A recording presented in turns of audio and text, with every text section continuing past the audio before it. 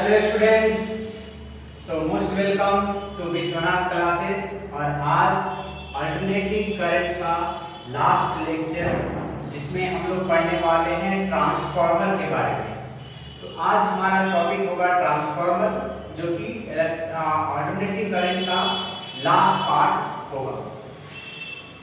तो स्टार्ट करते हैं हम लोग। ट्रांसफार्मर कितने टाइप का ट्रांसफार्मर होता है, स्टेप अप स्टेप डाउन, क्या उसका कंस्ट्रक्शन होता है, क्या उसका वर्किंग होता है, किस रूल पर काम करता है। तो बहुत सारी चीज़ आज हम लोग डिस्कस करने वाले हैं रिगार्डिंग ट्रांसफार्मर, आइदर वो स्टेप अप हो स्टेप डाउन हो, और साथ में कुछ न्यूमेरिकल्स भी कर लेंगे सो दैट ज़्यादा कॉन्सेप्ट क्लियर हो सके आपका। ठीक है, तो चलिए स्टार्ट करते हैं। ट्रांसफार्मर, सो एक्चुअली में अगर देखा जाए तो ट्रांसफार्मर क्या है? ये एनर्जी को ट्रांसफॉर्म करता है, वोल्टेज को ट्रांसफॉर्म करता है। हाई वोल्टेज को लो कर देगा, लो वोल्टेज को हाई कर देगा। ठीक है, उसके बेसिस पर इसका स्टेप अप स्टेप डाउन नाम रखा गया। ठीक है, तो एक्चुअली काम क्या है? Transformation of energy. ठीक है, या फिर कह लो आप इलेक्ट्रिकल फोर्स को ट्रांसफॉर्म करना, है ना, डिक्रीज करना या फिर इंक्रीज करना। ठीक है, ये भी कर सकते हैं। तो कहने का मतलब एक डिवाइस है ट्रांसफार्मर।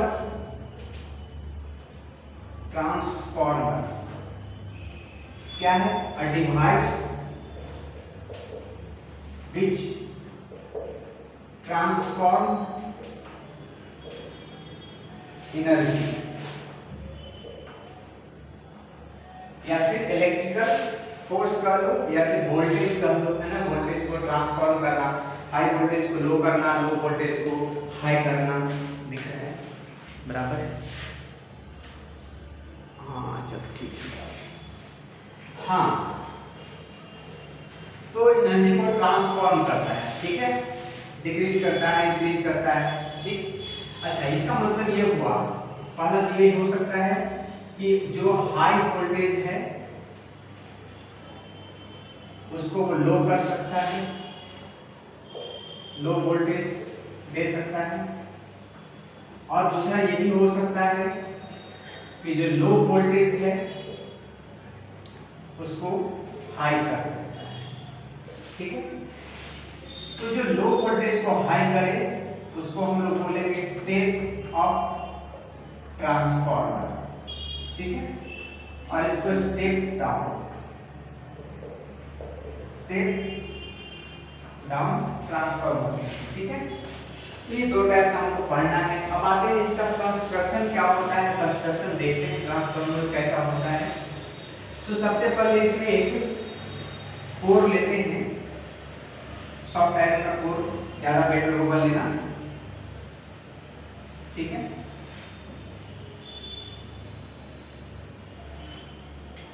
पहले हम लोग कंस्ट्रक्शन देख रहे हैं, फिर वर्किंग पर आएंगे। ठीक है, अच्छा, इस पे कुछ इस तरह से वायर इंडेड होगा। ठीक है, कुछ तरह यहाँ भी वायर इंडेड होगा। सब लोग कंस्ट्रक्शन देख रहे हैं।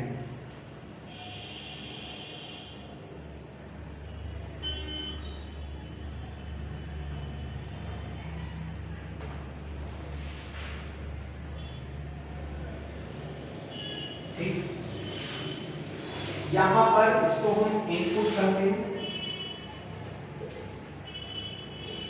यहां से अल्टरनेटिंग करंट अंदर में गया और उसका ट्रांसफॉर्मेशन हुआ, हाई लो या लो हाई। ठीक, जैसा होता है। यहां पर आउटपुट करते हैं, आउटपुट वोल्टेज इनपुट वोल्टेज। अच्छा, यहां पर जो है ना, इस कॉइल को हम लोग बोलते हैं प्राइमरी कॉइल। क्या बोलते हैं? Primary coil. और इसमें जो कॉइल है इसको बोलते हैं हम लोग सेकेंडरी कॉइल। ठीक, दोनों तरफ वायर होल्ड होगा, इस तरफ इस तरफ। इस तरफ को जहां पर इन कर रहा है करंट ट्रांसफार्मर के अंदर, वहां पर इनपुट कहेंगे या प्राइमरी कॉइल कहेंगे उस कॉइल को। और यहाँ पर जो लगा हुआ जहाँ से आउटपुट है हमारा, वो सेकेंडरी कॉइल होगा। ठीक है, तो दोनों तरफ कॉइल साउंडेड होता है। एक तरफ टर्न्स की बात है, नंबर ऑफ टर्न्स का कहां पर कम कहां पर ज्यादा, तो वो धीमे धीमे समझ में आ जाएगा। ठीक है, हाँ, तो ये कंस्ट्रक्शन हो गया ट्रांसफार्मर का। ठीक है, ये क्या है, आयरन का सॉफ्ट आयरन कोर लेते हैं। ठीक है, सॉफ्ट आयरन का कोर। ठीक है, तो ये हमारा बेसिक कंस्ट्रक्शन है। अब वर्किंग पर आते हैं, कैसे ये वर्क करता है। ठीक है, सो वर्किंग में आते हैं। वर्किंग देख लो इसका,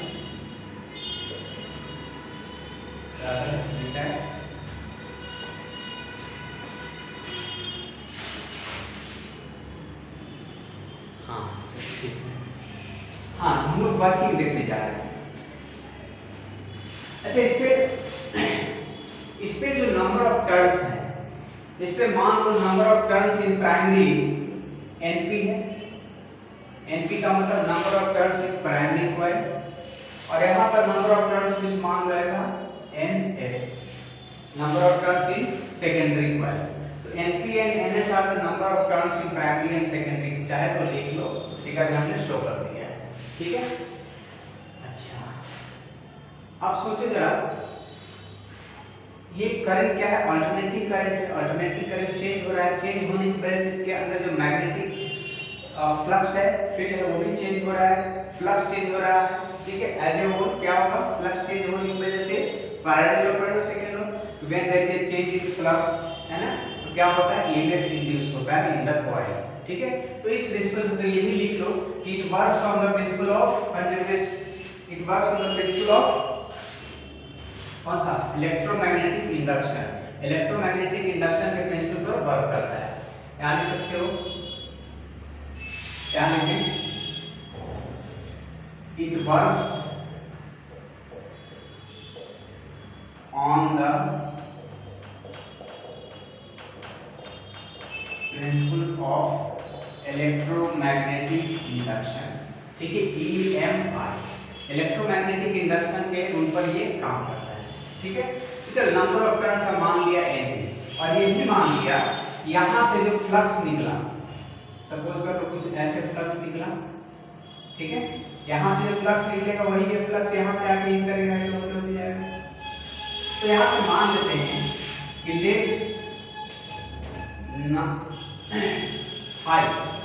late phi be the flux through one turn of coil। Primary coil मतलब प्राइमरी कॉइल, ठीक, primary coil.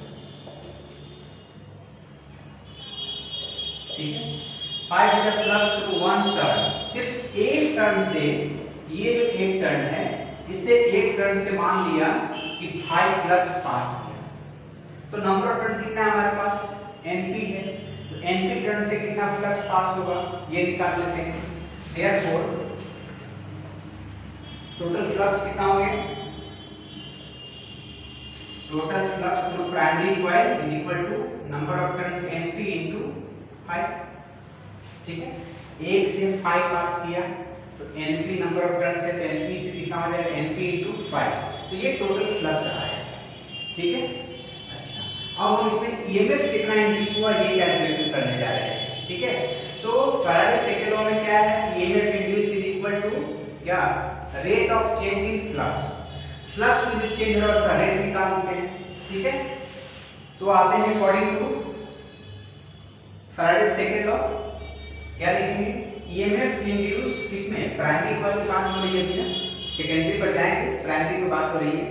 EMF induce equal to क्या लिखेंगे, minus D by dt of phi net.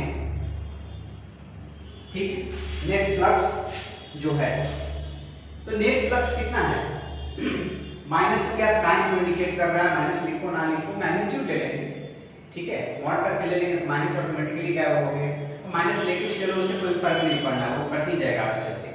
तो ये देखो, तो टोटल फ्लक्स ये कितना है, ये तो है टोटल फ्लक्स NP इंटू 5, तो यहाँ पर आ जाएगा NP इंटू 5, तो लिख दो यहाँ से minus d by dt of NP into 5, तो सही। Total flux NP into 5, NP क्या है? This is number of turns, this is constant.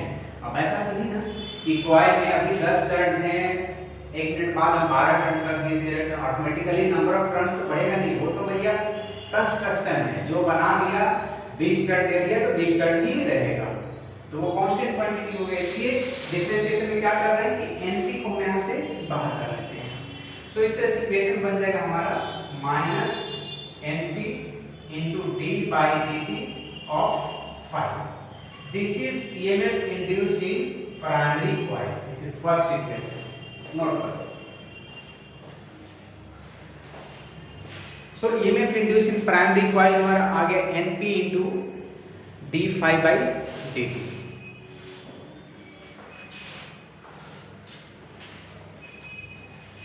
चलो ठीक है, बराबर है, ठीक है। अच्छा तो मिटा दे, ठीक है। क्या माने एक टर्न से 5 फ्लक्स पास किया तो NP टर्न से कितना, NP into 5।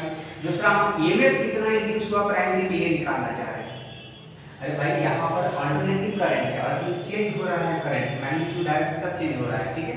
तो क्या होगा, मैग्नेटिक फील्ड चेंजिंग प्रोड्यूस होगा और उसकी वजह से फ्लक्स चेंज होगा, फ्लक्स चेंज होगा तो EMF इंड्यूस होगा, आइलैंड फैराडे होगा, ठीक है।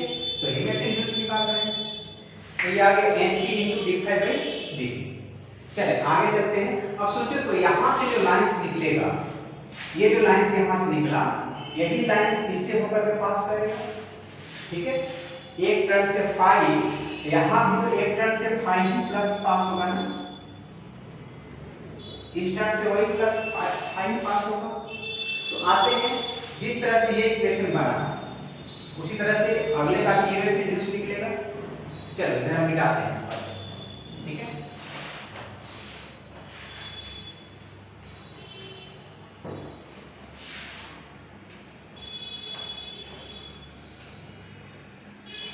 ठीक, तो हम लिख लेते हैं फर्स्ट जो इक्वेशन आया हमारा EP is equal to minus NP into d by dt of 5। This is the first equation जो हम लोग आया।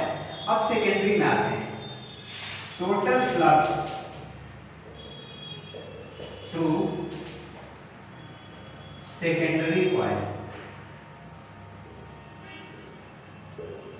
सोचो एक टर्न से 5 फ्लक्स पास कर रहा था, इसमें नंबर ऑफ टर्न कितना है, NS है, NS into 5 खत्म, NS into 5। This is the required flux from secondary coil. अब इसके अंदर जब फ्लक्स चेंज हुआ, मैग्नेटिक फील्ड चेंज हुआ, फ्लक्स चेंज हुआ, ठीक है, तो इसकी वजह से EMF इंड्यूस होगा। तो अब इसके अंदर कितना EMF इंड्यूस हुआ, तो आ जाएगा फैराडेज लॉ में। तो आ जाओ, क्या लिखें, therefore EMF induced in secondary coil, that is इसको सिंबल में लिख रहे हैं ES, ठीक है, इज इक्वल टू क्या होगा, यहाँ नीचे लिख लें, यानी EMF induced in secondary coil is equal to क्या, rate of change in flux. Flux कितना है, यहाँ भी 5 नेट लेंगे, नेट फ्लक्स 1 से 5 तो NS टर्न से NS into 5, तो यहाँ ले लो minus E by dt into NS into 5। वैसे नंबर ऑफ टर्न्स यहाँ भी तो कांस्टेंट क्वांटिटी, सेकेंडरी में भी ऐसा नहीं सेकेंडरी का टर्न बढ़ा दिए घटा दिए, अपनी मनमानी चली थी ना। हाँ तो NS बाहर कर लेते हैं, NS बाहर into d by dt of 5। This is the second equation, ठीक है। अब जरा ऐसा करो, फर्स्ट बाय सेकंड करके देखो तो क्या मिलता है। यहाँ आ गया हमारा ES, EMF induced in secondary coil। now first by second देखो तो यहाँ से EP लेफ्ट साइड, EP है इसका लेफ्ट साइड, सेकंड वाले का ES इज इक्वल टू ये minus N P into D phi by D T divided इसका ये minus N S into D phi by D T. D phi by D T, D phi by D T, minus से minus को हटा लो तो जो हमारा result आया that is EP by ES, EP by ES is equal to NP by NS। मतलब समझो इस दोनों में जो EMF इंड्यूस हुआ उसका relation direct number of turn से कर दिया।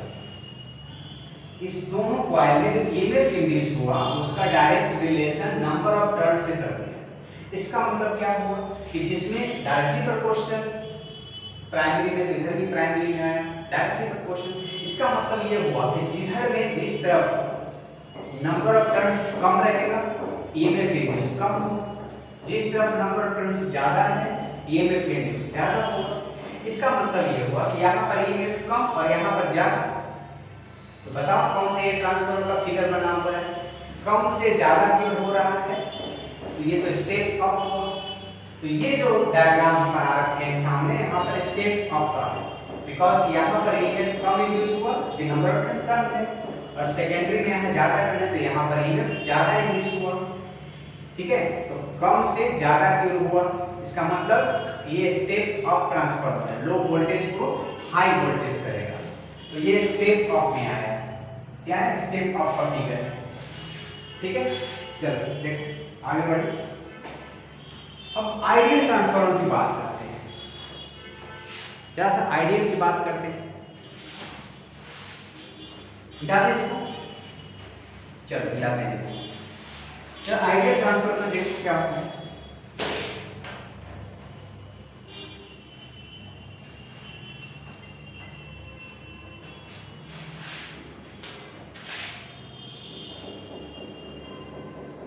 ठीक, और सर आइडियल ट्रांसफार्मर की बात करते हैं। आइडियल ट्रांसफार्मर, आइडियल ट्रांसफार्मर करने का मतलब क्या हुआ, 100% एफिशिएंट कर सकते हो। ठीक है, देखो आइडियल ट्रांसफार्मर का मतलब कि यहाँ पर जितना पावर होगा वही पावर आउटपुट के पास होगा। इसका मतलब कहने का ये हुआ कि पावर इनपुट जो आइडियल ट्रांसफार्मर होगा उस केस में power input is equal to power output. ठीक है, अच्छा तो पावर का फॉर्मूला क्या होता है, 10th क्लास में पढ़े थे पावर का। पावर का क्या होता था, बहुत सा फॉर्मूला बनता था, एक तो वर्क बाय टाइम था, एक था v² बाई r था, हाँ, और एक क्या था v इंटू आई था, ये भी था। ठीक है, तो चलो इसको हम उठाते हैं। v का मतलब पोटेंशियल डिफरेंस, यहाँ पर EMF लेके चल रहे हैं वही चीज तो है। तो यहाँ पर ये फॉर्मूला लेके चलते हैं हम। ठीक है, पावर इनपुट तो EMF प्राइमरी में इनपुट है प्राइमरी के पास, I इंटू करंट, तो करंट यहाँ पर I मान लिए प्राइमरी में से रिपीट, IP मान लिया करंट प्राइमरी में। ठीक है, तो IP लिख दिए इज इक्वल टू सेकेंडरी में EMF induce ES into secondary में जो करंट है IS। ठीक है, अब जरा यहाँ से EP बाई ES निकाल लो। तो पिछले केस में EP बाई ES का नंबर ऑफ टर्न से डायरेक्ट रिलेशन आया था। अब यहाँ पर हम ये देखना चाह रहे हैं कि यहाँ पर नंबर ऑफ EMF का करंट से क्या रिलेशन है। ठीक है, तो देखो जरा EP by ES is equal to IS by IP। देखो यहाँ पर तो करंट और EMF डायरेक्ट रिलेशन में है, इनवर्स प्रोपोर्शन में है। ठीक है, देखो इधर प्राइमरी का है, इधर में सेकेंडरी का चीज आया है ऊपर में। इसका मतलब ये हुआ कि जहां पर वोल्टेज ज्यादा रहेगा करंट कम रहेगा, और जहां पर करंट ज्यादा रहेगा वहां वोल्टेज कम रहेगा। इनवर्स प्रोपोर्शन है। इनवर्सली तो EMF induce in the coil direct और प्राइमरी और सेकेंडरी जो भी हो is inversely proportional to the current in that coil. ठीक है, हाँ, तो यहाँ से ये फॉर्मूला इसको भी थोड़ा एक जगह हम लिस्ट कर दें। EP by ES, EP by ES is equal to IS by IP। ठीक है,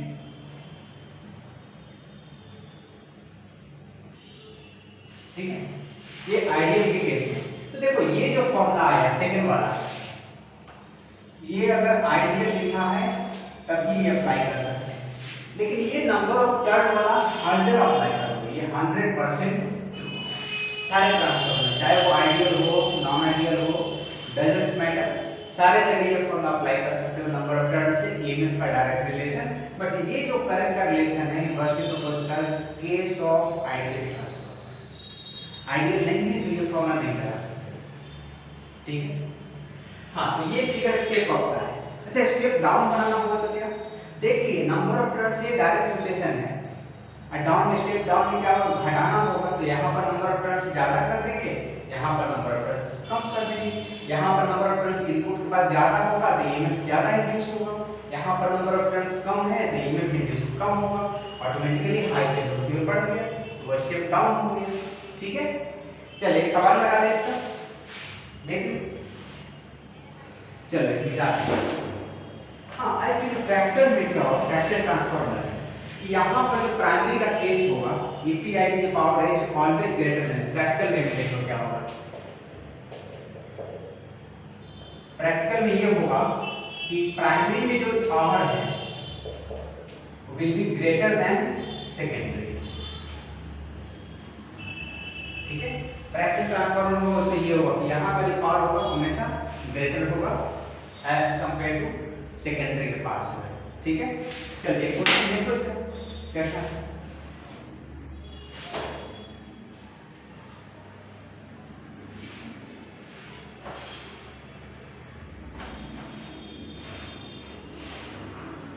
एक हमारा ट्रांसफार्मर स्टेप अप रहेगा तो प्राइमरी में कम टर्न, स्टेप डाउन रहेगा तो ज्यादा।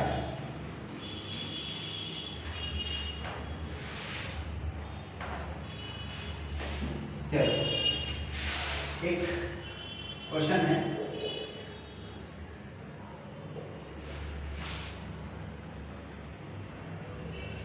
ठीक है। यहां पर मान लो 440 वोल्ट दे दिए पोटेंशियल ईएमएफ इंड्यूस है इसके अंदर। अच्छा, ये प्राइमरी है, ये मान के चलो प्राइमरी है और ये सेकेंडरी है। अब पता चल गया होगा कि ये स्टेप अप है कि स्टेप डाउन है, टर्न कम है तो ईएमएफ इंड्यूस कम, यहाँ ज्यादा, कम से ज्यादा स्टेप अप। इसमें नंबर ऑफ टर्न मान लेते हैं, एनपी जो दिया है नंबर ऑफ टर्न्स, ये मान लो कि 200, यहाँ पर नंबर ऑफ टर्न्स मान लो कि कितना 110 मान लो, 110 वोल्ट यहाँ पर ईएमएफ इंड्यूस हुआ, कितना ईएमएफ इंड्यूस 110 वोल्ट, ठीक है। नंबर ऑफ टर्न्स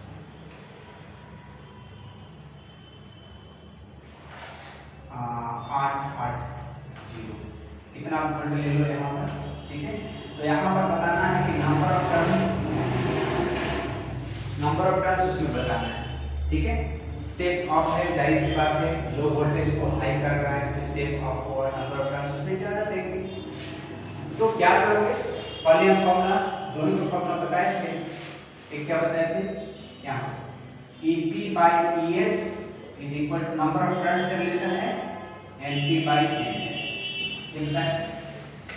ईएमएफ और नंबर ऑफ टर्न्स का डायरेक्ट रिलेशन बताया था, तो ये दे लो 440 बाय सेकेंडरी में 400 880, यहाँ पर लिख लो 440 by 880 is equal to number of turns primary में 200 divided number of turns in secondary.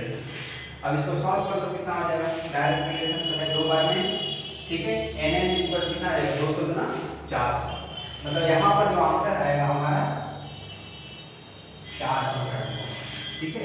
Direct relation है, यहाँ पर प्राइमरी का फिगर है तो यहाँ पर जितना है उसका जस्ट डबल हो गया, वहाँ पर ईएमएफ डबल हो रहा है, ईएमएफ डबल तो नंबर ऑफ टर्न्स भी डबल, ईएमएफ कम कर देंगे तो ईएमएफ भी उतना ही कम हो जाएगा, बट वो स्टेप डाउन का फिगर हो जाएगा, उसमें हम आपको नंबर ऑफ टर्न्स यहाँ पर ज्यादा देंगे, वहां पर कम देंगे। एक आइडियल का केस पे कर लो।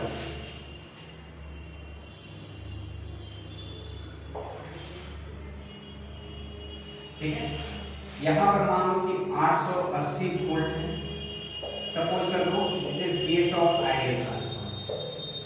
ठीक है, और यहाँ पर मान लो कि 20 एम्पियर करंट है, 20 एम्पियर इस प्राइमरी में, क्या है ये प्राइमरी कॉइल, ये सेकेंडरी कॉइल है, ये है सेकेंडरी कॉइल है और ये है प्राइमरी। ठीक है, अब प्राइमरी में नंबर ऑफ टर्न ज्यादा है तो आपको पता होगा कि ये स्टेप डाउन का फिगर है। ठीक है, अच्छा तो हमको बताना है ये यहाँ पर 110 वोल्ट के लिए ईएमएफ इंड्यूस, आपको ये बताना है। और साथ में और चीज दे रखा है, इसमें जो नंबर ऑफ टर्न्स है, मान के चलो कि इसमें 200 नंबर ऑफ टर्न्स है, 200 टर्न्स, प्राइमरी में कितना टर्न्स है, 200 टर्न। ठीक है, तो हमको बताना है कि इसमें या मान लो 100, मान लो 2 ज्यादा 100 टर्न्स इसमें है। ठीक है, तो इसमें कितना बताना है, इसमें पहले बताना है कि करंट कितना होगा, आई सेकेंडरी कितना होगा, और बताना है number of turns in secondary कितना होगा।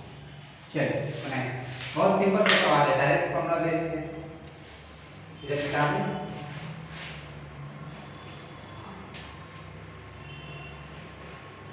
सीधा साधा एकदम सवाल है।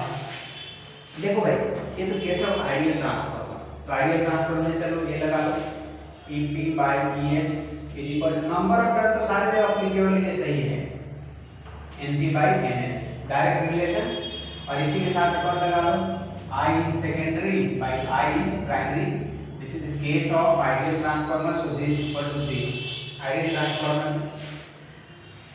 हाँ, अब ये बताओ हमको, जहां पर वोल्टेज ज्यादा होगा, इनवर्स रिलेशन है, तो यहाँ पर वोल्टेज है 880, यहाँ पर 110 है, जहां पर वोल्टेज ज्यादा होगा वहां करंट कम होगा, इनवर्स का रिलेशन है।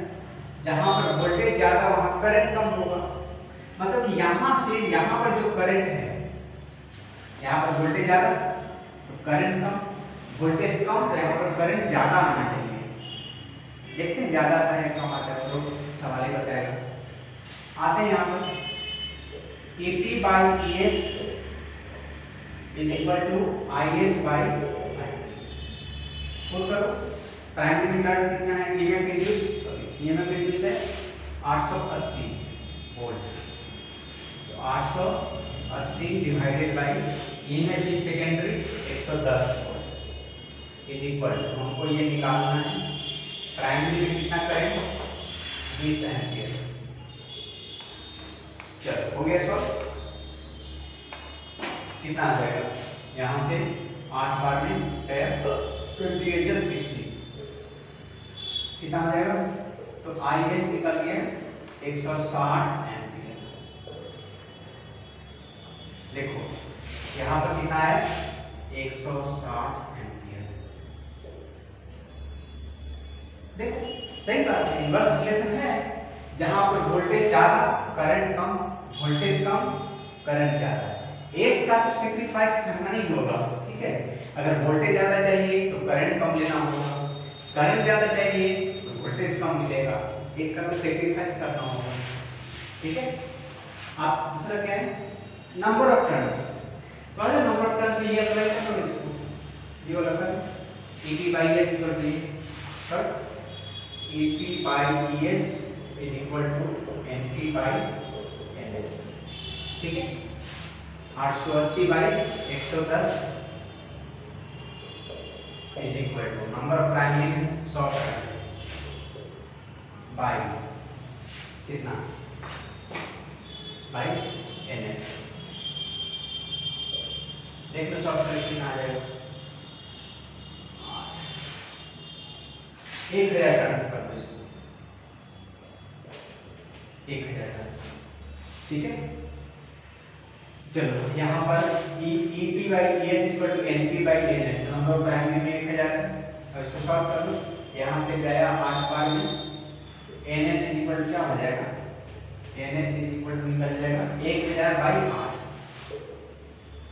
1000/8 कितना आ जाएगा, 125 बार में कट जाएगा क्या, 8 1 8 8 68, हाँ 125।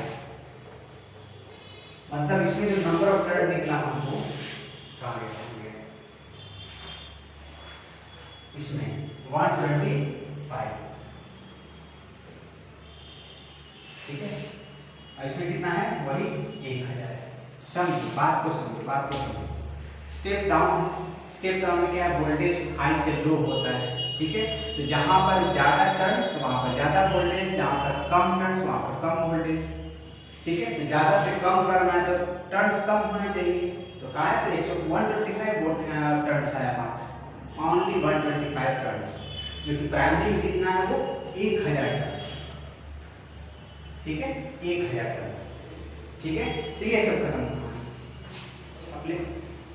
अब हम देखते हैं कुछ एनर्जी लॉस के बारे में, एनर्जी लॉसेज इन ट्रांसफार्मर, कैसे एनर्जी का लॉस होता है ट्रांसफार्मर में।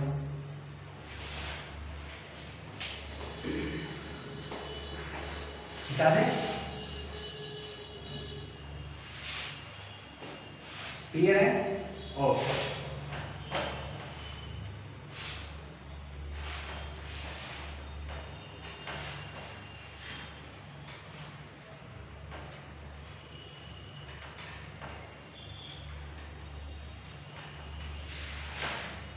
Energy loss in transformer, energy loss in transformer.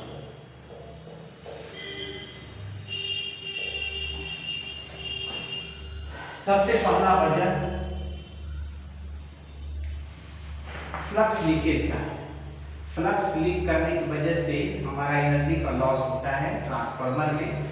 समझो बात को, फ्लक्स लीकेज क्या होता है, जैसे मान लो एक प्राइमरी में, ठीक है,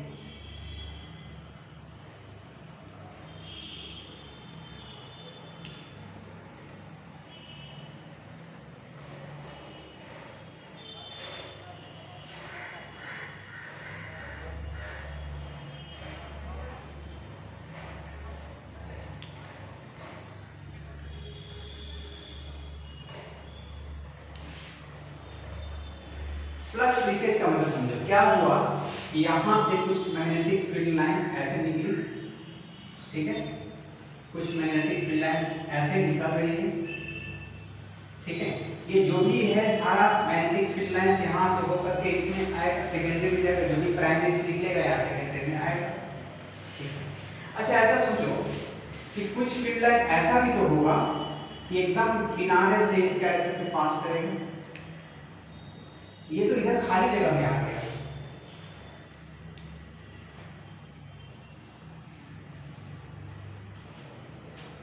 समझ बात। कुछ फ्लक्स ऐसा भी तो होगा कि जैसे यहां से ऐसे जाना चाह रहा होगा तो इधर भाग गया, टर्न हो गया। सिमिलरली जो लाइंस, मैग्नेटिक फील्ड लाइंस जो ऐसे एकदम किनारे से पास करेगा, एकदम यहां से पास किया, दूसरा जगह से यहां से पास किया,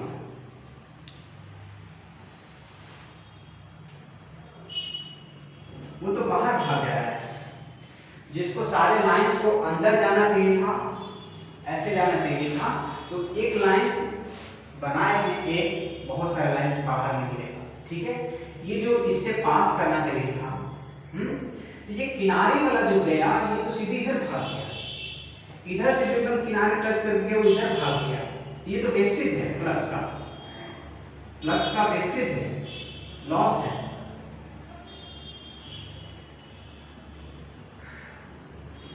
ठीक है, क्या होगा, यहां से जब किनारे से जाएगा, किनारे से जाएगा वो ऐसे करके इधर टर्न हो गया, भाग गया इधर, इस पे जाना चाहिए था, वो आएगा नहीं, ये फ्लक्स लीकेज हो गया। फ्लक्स लीकेज की वजह से एनर्जी लॉस हुआ ट्रांसफार्मर में। अब इसका उपाय क्या है, तो उपाय एक ही है, सॉफ्ट आयरन कोर ले लो। ये जो कोर है ना, सॉफ्ट आयरन ले लो। सॉफ्ट आयरन कोर को मिनिमाइज करने का क्या कारण है, क्या उपाय होगा, कैसे हम इसको रोक सकते हैं, कम कर सकते हैं, मिनिमाइज, कैसे मिनिमाइज करते हैं? Use soft iron core, use soft iron core. क्यों सॉफ्ट आयरन कोर यूज करने से क्या फायदा? बिकॉज सॉफ्ट आयरन कोर जो होता है ना वो एक फेरोमैग्नेटिक सब्सटेंस है, और फेरोमैग्नेटिक का आपको प्रॉपर्टी पता है कि जैसे ये मान लो फेरोमैग्नेटिक सब्सटेंस है, ठीक है, और लाइंस कुछ ऐसे भाग रही है ना, लाइंस कुछ ऐसे भाग रही है, तो उस लाइंस को ऐसे भाग इसको खींच लेगा आपने, ठीक है, ऐसे लाइंस को ऐसे जो भाग रही है इसको खींच लेगा, खींच के अपने से पास कराएगा। सो हम फेरोमैग्नेटिक सब्सटेंस लेने से फायदा नहीं, आयरन कोर लेने से ferromagnetic substance that is soft iron core, इसको लेने से फायदा ये कि इधर से भाग रहा है, इसको भी खींच करके इधर से पास करेगा, और ये खींच के इधर आ गया, यही इधर बढ़ गया, एनर्जी लॉस बच गया, ठीक है। सो ये फ्लक्स लिंकेज से बचना है, सॉफ्ट आयरन को इस्तेमाल करना, ठीक है, फ्लक्स लिंकेज बहुत कम होता है, ठीक है। हाँ, तो मिनिमाइज करने का तरीका बता दिए, कैसे करेंगे? ये सॉफ्ट आयरन को इस्तेमाल कर लेंगे, ये जो इधर भाग रहा है वो ऐसे पास हो जाएगा, ठीक है। चलो ये तो फ्लक्स लिंकेज, दूसरा क्या है? एनर्जी लॉस का कारण पानी, फ्लक्स इंक्रीज।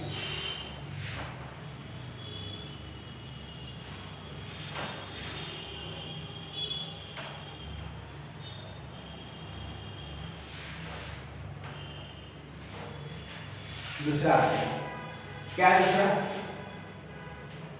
रेसिस्टेंस ऑफ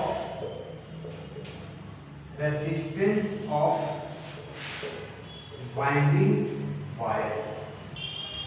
इसमें देखो इसमें बहुत सारे ऑब्जेक्टिव पॉइंट्स बने, इस रेसिस्टेंस ऑफ वाइंडिंग वायर के केस में बहुत सारे ऑब्जेक्टिव पॉइंट्स बनने वाले हैं। समझो ये जो तार हम लोग लपेट रहे हैं, ये जो तार हम लोग ऐसे करके लपेट रहे हैं, आइदर प्राइमरी बना लो, सेकेंडरी बना लो, नजर मेटल, एक ऐसे रफ स्केच बना लिए। तो रेसिस्टेंस ऑफ वाइंडिंग वायर में क्या होगा? आपको पता है कि जब किसी रेसिस्टर से वायर से जब करंट पास होता है तो I²RT एनर्जी लॉस होता है, ठीक है। अच्छा, इसका रेसिस्टेंस कुछ तो होगा ही, इसका चलो मान लेते हैं रेसिस्टेंस R मान लेते हैं, इसका रेसिस्टेंस R मान लेते हैं, तो एनर्जी लॉस कितना होगा? एनर्जी लॉस हो जाएगा I²RT, इसमें इतना एनर्जी का लॉस हो जाएगा, रेसिस्टेंस R है। तो एनर्जी लॉस को बचाने का एक तरीका है, ऐसा वायर यूज करो जिसका रेसिस्टेंस बहुत कम हो, वेरी लेस रेसिस्टेंस वाला वायर यूज करो, रेसिस्टेंस वेरी लेस, तो energy loss will be also less, ठीक है। तो वैसा वायर यूज करो जिसका रेसिस्टेंस बहुत छोटा होगा, और रेसिस्टेंस छोटा तो अल्टीमेटली एनर्जी लॉस छोटा, ठीक है। तो देखो एनर्जी लॉस, अरे भैया ये मानते हो जो भी आप वायर लिए हो उसका कुछ न कुछ रेसिस्टेंस होगा, उसको हमने मान लिया R मान लिया, तो इसमें एनर्जी लॉस क्या है? I²RT, आप पहले से पढ़ के आए फॉर्मूला।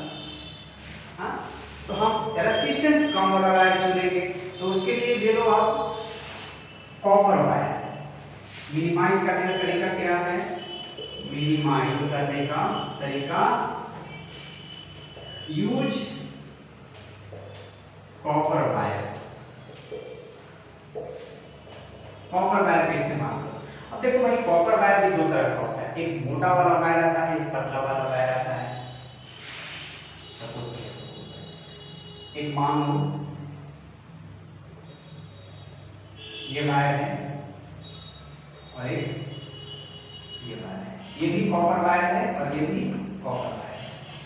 सब देखो मार्केट में दो तरह का मिलता है, ठीक है, मिलता है, ठीक है। कॉपर वायर एक मोटा मिलता है, एक पतला मिलता है, ठीक।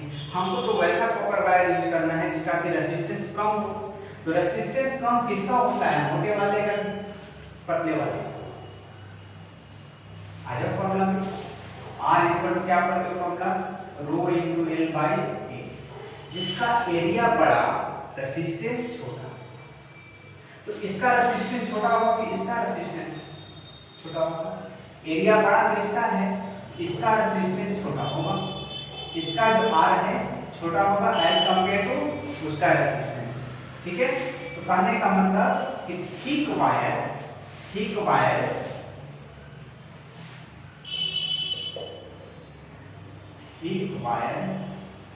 Has less resistance. ठीक है, क्योंकि एरिया बड़ा होगा, तो रेसिस्टेंस छोटा होगा, तो हम मोटा वायर यूज करेंगे। अब दिक्कत एक और है, पहला तो थिक वायर हम यूज करेंगे 100% सही। दूसरा चीज मोटा वायर इस्तेमाल करेंगे, क्लियर है, बट इस तरफ मोटा वायर यूज करें कि इस तरफ यूज करें या दोनों तरफ यूज करें। देखो, आपको अगर दोनों तरफ मोटा वायर यूज करना है, ऑल द बेस्ट, बहुत अच्छा काम करेगा। लेकिन जरा कॉस्ट के बारे में सोचो, जो मोटा वायर है उसका कॉस्ट काफी ज्यादा होता है। ठीक है, उसका कॉस्ट काफी ज्यादा होता है एज कंपेयर टू पतला वायर। ठीक है, तो अगर कोई चाहे तो दोनों तरफ मोटा लगा दे, इधर भी मोटा वायर इधर भी मोटा वायर, कोई दिक्कत नहीं। लेकिन इकोनॉमिक कंडीशन को भी तो देखना रहता है, तो उसको देखते हुए, ठीक है, आप थिक वायर उस तरफ लपेट दो जिस तरफ आपका कम टर्न, कम मोटा वायर लगाना है ना, पैसा कम खर्च करना है। ठीक है, तो मैं पैसा कम खर्च करना है, क्या करूंगा, जिस तरफ कम टर्न है उधर पे मोटा वायर लगा देंगे। आप कोई काफी रईस है, वो बोले कि नहीं हम दोनों तरफ मोटे ही वायर लपेटेंगे, कोई दिक्कत नहीं, बहुत अच्छा काम करेगा, आप लपेट लो दोनों तरफ। लेकिन हमारी गवर्नमेंट तो भाई चाहती है कि जितना कम से कम खर्चा हो। ठीक है, सो स्पेशली उसी तरफ लपेटो जिधर की कम टर्न्स। तो आप सोचो जो है स्टेप अप में नंबर ऑफ टर्न्स किधर कम होता है, प्राइमरी में, तो आप मोटा तार को प्राइमरी तरफ लगा दो। स्टेप डाउन की बात करें, स्टेप डाउन में सेकेंडरी में नंबर ऑफ टर्न कम होता है, तो सेकेंडरी में आप कॉइल में आप मोटा तार लपेट दो, कोई दिक्कत नहीं, वहां कम टर्न होता है। ठीक है, तो स्पेशली थिक वायर का यूज करना है, बट थोड़ा सोच समझ के इकोनॉमिक कंडीशन को ध्यान में रखते हुए thick wire on that side which has less number of turns। मतलब कि अगर स्टेप अप की बात की जाए,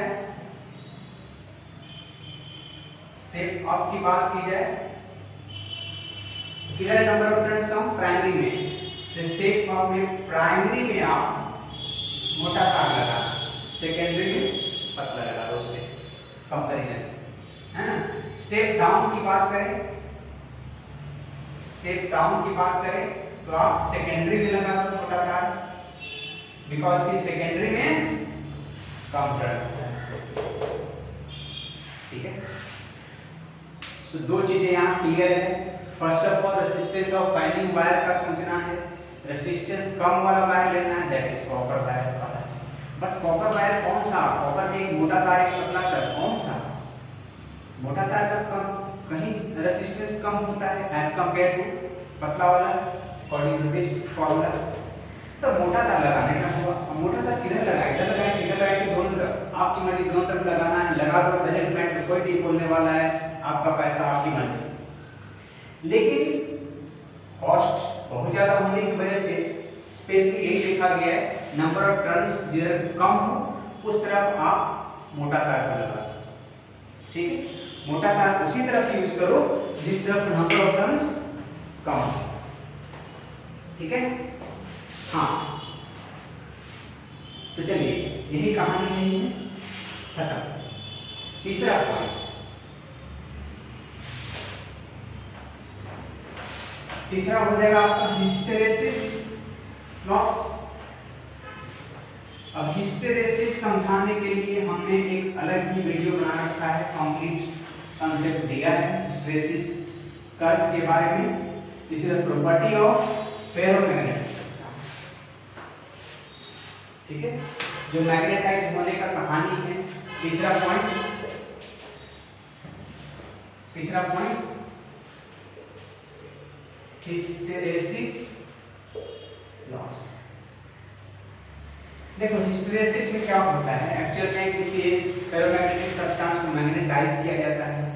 मैग्नेटाइज होने के बाद फिर वो क्या करे, डीमैग्नेटाइज हो जाता है, फिर से उसको मैग्नेटाइज करते हैं, रीमैग्नेटाइजेशन जिसको कहेंगे। तो इस तरह से कंटिन्यूअस प्रोसेस चलता रहता है। क्या क्या होता है इसमें, पहले तो उसको हम मैग्नेटाइज किए, फिर उसके बाद क्या हो गया वो और डीमैग्नेटाइज हो गया, डीमैग्नेटाइज हुआ। उसके बाद फिर से क्या हो गया, डीमैग्नेटाइज के बाद अगेन रीमैग्नेटाइज हो गया, रीमैग्नेटाइजेशन हुआ।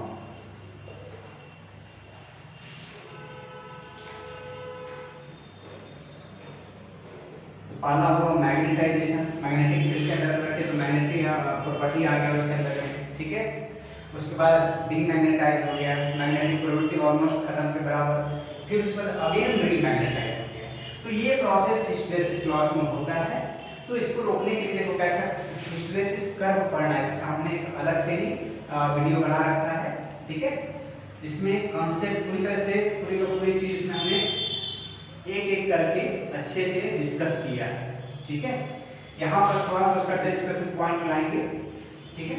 तो हिस्टैरिसीस कर्व क्या था, ऐसा था, याद करो क्लास में कहीं तो पढ़े होंगे।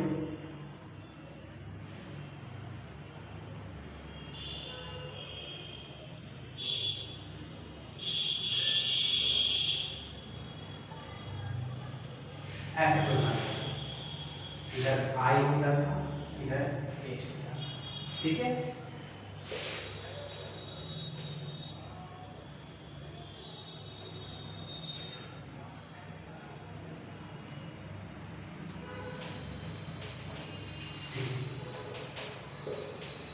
देखो हिस्टैरिसीस लॉस में एक कहानी है, जिसका एरिया बड़ा होता है ना उसमें एनर्जी लॉस ज्यादा होता है। सो वैसा फेरोमैग्नेटिक सब्सटेंस यूज करो जिसका कि हिस्टैरिसीस एरिया, जो एरिया है कर्व का वो छोटा हो। तो ये जो कर्व का एरिया है, ये देखा गया है कि energy loss in transformer is directly proportional to area of hysteresis curve, ये देखा गया कि जिसका एरिया बड़ा हिस्टैरिसीस कर्व का, उसका एनर्जी लॉस ज्यादा होता है।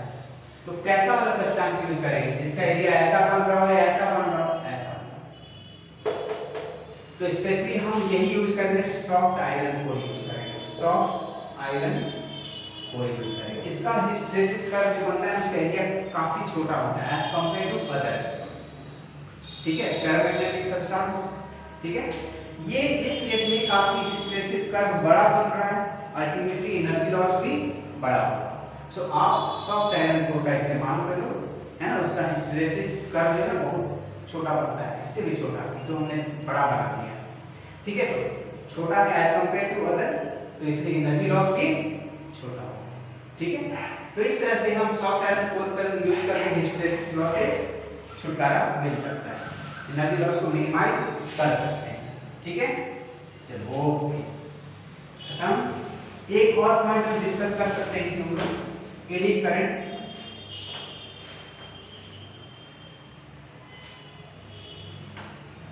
चौथा है point eddy current. Eddy current किसको कहते हैं,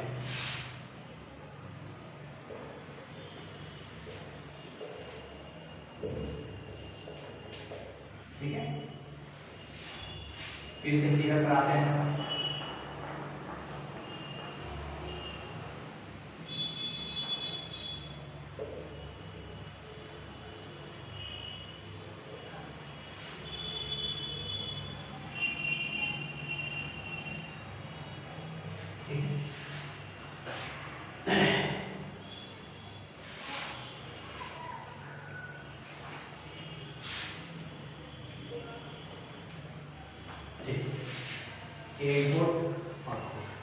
क्या है अल्टरनेटिंग करंट है। अल्टरनेटिंग करंट होने से क्या होगा, लिखते चलते हैं स्टेप वाइज, यहाँ लिखें। ऑल्टरनेटिंग करंट है, वैल्यू चेंज हो रहा है ना, साइन चेंज हो रहा है। Alternating current, current continuously changes, current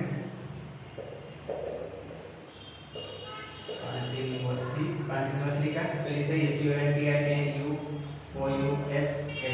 ठीक है ना। करंट कंटिन्यूअसली क्या हो रहा है, चेंज हो रहा है, बिल्कुल सही। ऑल्टरनेटिंग करंट नाम ही पड़ा है। अच्छा, करंट चेंज होने की वजह से क्या होगा, अल्टीमेटली मैग्नेटिक फील्ड चेंज होगा, मैग्नेटिक फील्ड में चेंज आएगा। मैग्नेटिक फील्ड में चेंज आने से क्या होगा, फ्लक्स में चेंजेस आएगा, मैग्नेटिक फील्ड चेंज होगा। अच्छा, मैग्नेटिक फील्ड चेंज होने से क्या, फ्लक्स में चेंजेस आएगा, flux changes, magnetic flux changes, बहुत अच्छा। मैग्नेटिक फ्लक्स चेंज होने से क्या होगा, ईएमएफ इंड्यूस हो जाएगा, जिसका इंतजार है। तो फ्लक्स चेंजेस होने से क्या होगा, ईएमएफ इंड्यूस होगा। अच्छा, और बताओ, अगर ईएमएफ इंड्यूस हुआ, Faraday's first law, when there is a change in magnetic flux an EMF is induced in the coil, बहुत अच्छा।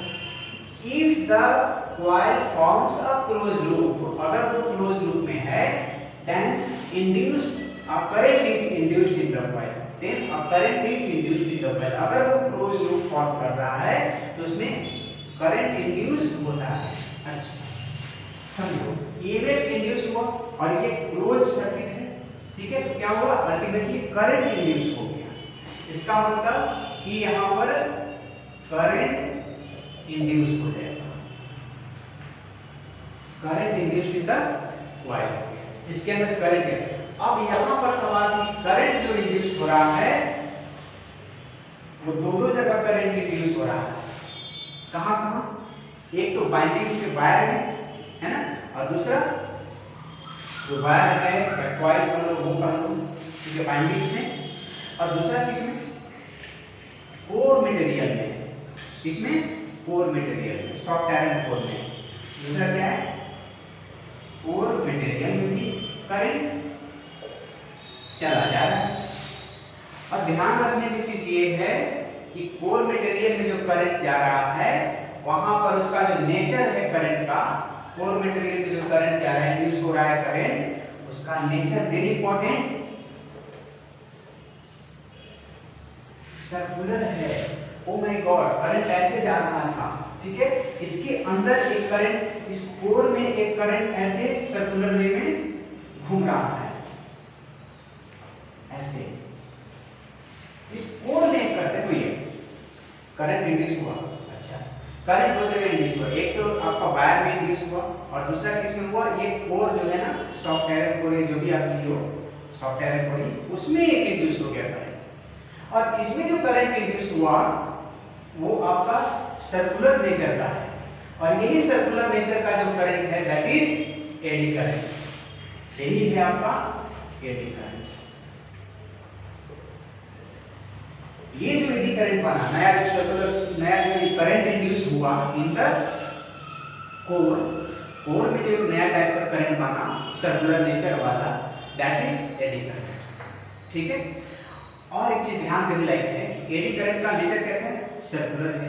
ये 3D शेप में बनता है, कैसा बनता है, 3D शेप में। अगर आप ये सॉफ्ट आयरन को इस तरह का ले रहे हो तो 3D शेप में ये बनता है। तो ये कैसे कम करें, अच्छा हाँ, एडी करंट मान लेते हैं, इसका सिंबल दे दिए हम ID, ठीक है। अच्छा, कोर का जो मटेरियल है, कोर का मटेरियल का कुछ रेजिस्टेंस भी होगा, बोलो इसको हम IRC ले लेते हैं, ठीक है। जो कोर मटेरियल है उसका रेजिस्टेंस, कोर मटेरियल का रेजिस्टेंस RC, तो एनर्जी लॉस कितना हो जाएगा, तो एनर्जी लॉस इसमें हो गया, एनर्जी लॉस और I/RT, तो कितना करंट, ID का square into resistance RC into I/R और टाइम t। जो नया करंट बना वो कितना एनर्जी खाया, आईडी का स्क्वायर इनटू कोर का रेजिस्टेंस है ना मटेरियल का इनटू टाइम, इतना एनर्जी का लॉस हो रहा है, इस एनर्जी को हमको रोकना है। तो और एक चीज क्या पता है, ये 3D में बन रहा है एडी करंट, वो कैसा में 3D फिगर बना रहा है, वो कैसा बना रहा है 3D फिगर बना रहा है। तो इसका पाथ को हमको रिड्यूस करना होगा, ठीक है। तो इसके बारे में सोचिए कैसे इसके पाथ को हम रिड्यूस करें, ठीक है। कितना एनर्जी लॉस, एडी करंट मान लिया, आईडी स्क्वायर मटेरियल का रेजिस्टेंस आरसी मान लिया, एनर्जी लॉस का फॉर्मूला आई स्क्वायर आरटी जो भी आपका एडी करंट है इनटू ये इनटू ये जो बना ये 3D शेप में बनता है। तो इसको मिनिमाइज कैसे कर सकते हैं, हाउ टू मिनिमाइज। तो मिनिमाइज करने के लिए कहां लिखें, इतना छापिए, क्या लिख लें, कहां लिखें, क्या करें। इसको देखो हमको एडी करंट को मिनिमाइज करना होगा, ये एनर्जी लॉस एडी करंट की वजह से हो रहा है, इसको मिनिमाइज करना होगा। कैसे कैसे तो ऐसे करते हैं कि ये 3D शेप में इसका जो पाथ बन रहा है इस पाथ को रिड्यूस कर देते हैं, है ना। तो इस पाथ को रिड्यूस कर 3D से 2D में आ जाते हैं, ठीक है।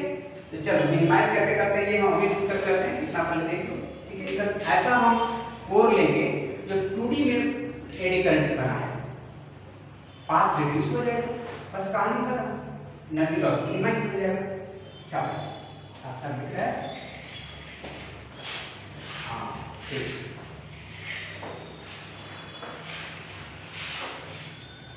हाँ चलिए तो हम इसका फिगर निकालते हैं।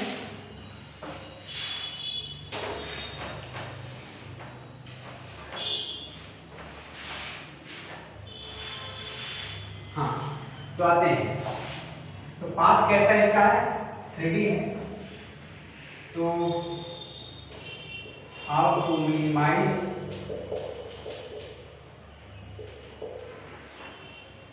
तो क्या लिखेंगे, मिनिमाइज करने के तरीका के लिए इफेक्टिव जो पाथ है उसको रिड्यूस करना, ठीक है। इफेक्टिव पाथ ऑफ आईडी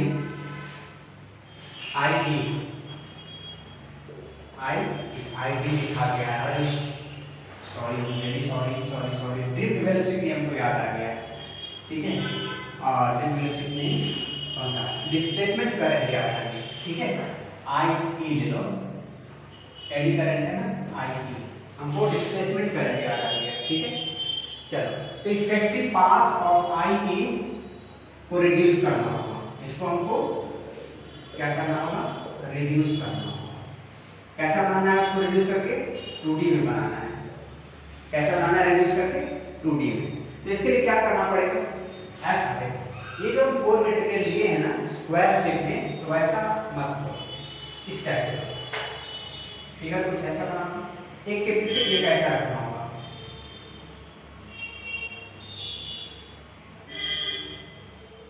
ऐसा।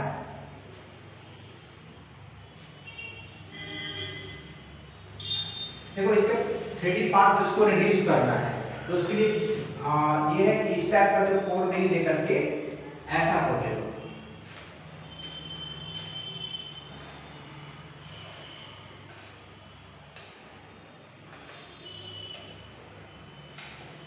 ठीक है। एक के पीछे ऐसा समझो,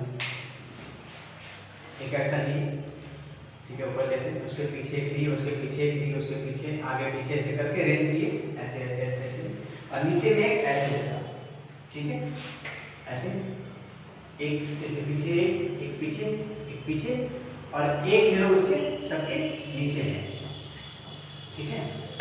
ऐसा करने से क्या होगा कि इसका जो 3D पार्ट है ना वो चेंज हो जाएगा, शॉर्ट हो जाएगा, है ना, मतलब 2D में उसका फिगर बन जाएगा 2D का। तो इफेक्टिव पाथ ऑफ आई को क्या करना होगा, रिड्यूस करना होगा, उसके लिए हमको 2D पाथ लाना पड़ेगा, और उसके लिए 2D पाथ लाने के लिए क्या करना होगा, 2D पाथ लाने के लिए प्रोग्राम के लिए हमको इस टाइप का कोर लेना पड़ेगा, है ना। तो लिखेंगे laminated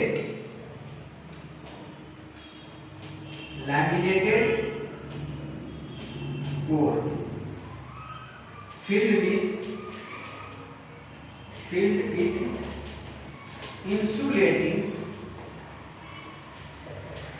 insulating liquid in between.